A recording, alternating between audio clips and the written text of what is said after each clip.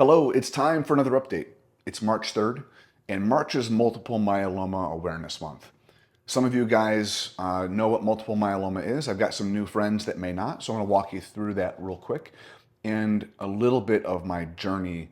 Multiple myeloma is a cancer that impacts the plasma cells in your blood and bone marrow.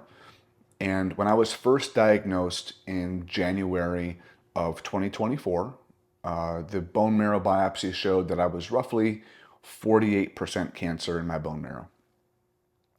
Now, what this cancer does is kind of multifold. Because it's in the bone marrow and plasma cells, it impacts your immune system pretty hard. So my immune system is compromised and will forever be compromised. Another thing that happens with this is it impacts the bones themselves.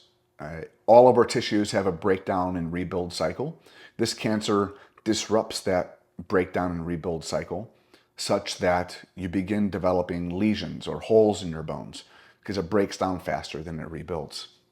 I started off with what they called innumerable lesions throughout my body. My skull looked like a birdshot shotgun pattern of small punctuate lesions, and I have a pretty large lesion right in the top of my head.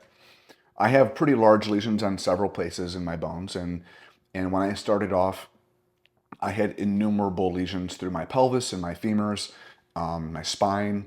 So that's kind of where I started.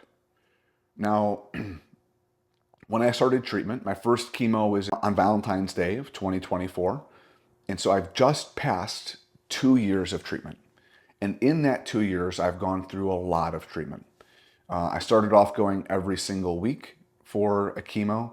I went down to UAMS in Arkansas, and I went through a 96-hour, very intense chemo regimen called VDT PACE, which is 7 letters. It represents 7 different chemo agents that I had on a constant drip for 96 hours. I've been through 2 stem cell transplants where they give you a chemo that kills all of your bone marrow, and then they reinfuse your stem cells back to try to regrow good bone marrow. I did that twice. And since then, I've been through a series of chemo treatments called consolidation therapy. And in March of last year, I started maintenance therapy. I jokingly call it diet chemo. So since March of last year, I've gone to chemo every 2 weeks with a little bit of a lighter regimen of chemo. In December of last year, I went down to Arkansas again for another round of testing to kind of see where I'm at after all of this treatment. The goal was to do a bone marrow biopsy and see 0 remnants of cancer in the bone marrow. And even if it were 0, the statistic is that this cancer does not go away. It is treatable but not curable. And the goal is to get it down to 0 and keep it at 0 for as long as you can until it relapses or there's another issue. So I went down in December. Prior to that, I was down there in July. When I went down there in July, the amount of cancer in the bone marrow was 0.002%. So a truly amazing improvement from where I started. We were hoping to see zeros in December, but I'm still at 0.002 as of December of last year.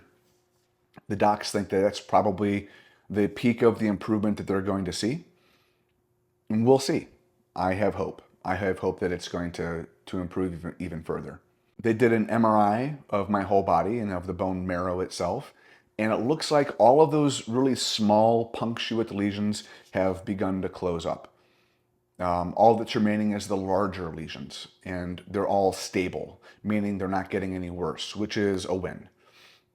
The docs think that they're kind of at their peak of improvement as well.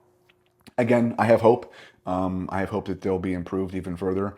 The docs say that statistically that's not going to happen. So we'll see. As far as other complications, my immune system is still pretty jacked.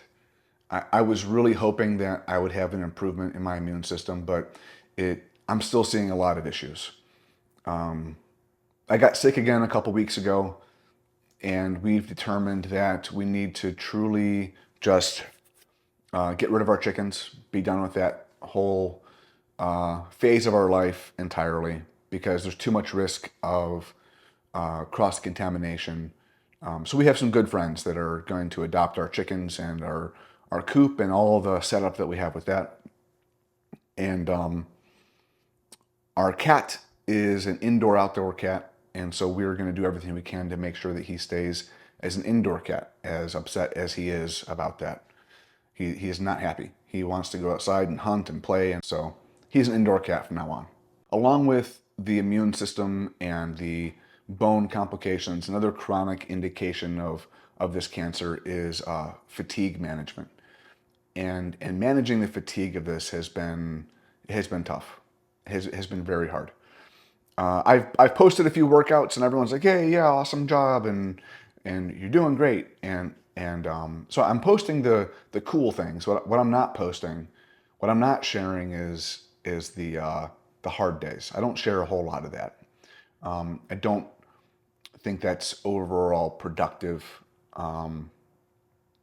but it could mislead people to think that everything is hunky-dory all the time. And there's still really hard days. Right now is March 3rd. Tomorrow, March 4th, I'm actually going in for a hernia surgery. I have a hernia kind of like right in the center of my abdomen, just below my diaphragm and above my belly button. They said I was born with the defect there, but just recently it became problematic. So tomorrow I go in, I get a mesh repair done, and I'm going to be laid up for several weeks trying to recover from that. Something else you guys are going to see coming up that's worthy of sharing in the update here is that Jess and I and Tyler have found our faith in Christianity, and that faith is growing exponentially, and we are learning a lot. And I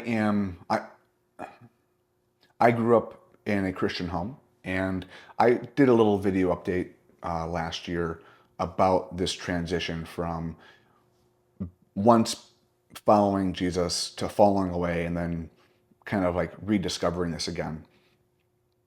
But it's really growing powerfully. It's growing in a powerful way, and we feel like God is pulling us to share more of our journey and to share more of our faith in the things that we're learning. And so what you guys are going to see is an update in our podcast, and you guys are going to see lesson videos coming out more often, me sharing my thoughts. And this is all very challenging for me. I don't necessarily like putting myself out there and being vulnerable and memorializing that vulnerability on video for the whole world to see. But I think there's value in it, and I feel like it's something that God is calling us to do and calling me to do. And I think that in sharing the things I'm learning and the lessons through this, I think I can help other people, and I think that people's minds and hearts and lives could be touched. So you're going to see more of that. I've also recently done some public speaking engagements through a couple different organizations that they have invited me to come and share my stories, share my testimony. And this has happened 3 or 4 times now. And I have found it to be very powerful when I share the things I've learned through this journey and how it's impacted other people's lives. And so this is also something I'm going to be pursuing in addition to the podcast, is actually face-to-face public speaking engagements. So this is something I'm going to be actively pursuing again in the near future. After I recover from this surgery, I'm going to be seeking those opportunities to get out there and share who I am and the things I've learned, and allow God to use that testimony really to share who He is. I think that when we go through hard things like this in life, if we just keep it to ourselves, if we keep the lessons learned inside and we don't share those lessons, they're lessons wasted. Because I think that when we go through things and learn things, it's not just for us. We don't have the time to make all the mistakes ourselves, and neither does anybody else. So I feel compelled to share the lessons I've learned from my mistakes and from the hardships and from the successes. So tomorrow I get surgery. I'm going to be out for a little while. Tonight, I think Justin and I are going to do some recording. We're going to record another podcast and start banking a couple of these episodes until we get some set aside. And then we're going to start releasing them out kind of one at a time. I have a few lessons that I want to record and share. And I think we're going to be starting a new phase, a new journey. So if there's something you want to hear, let me know. So until next time, make today great.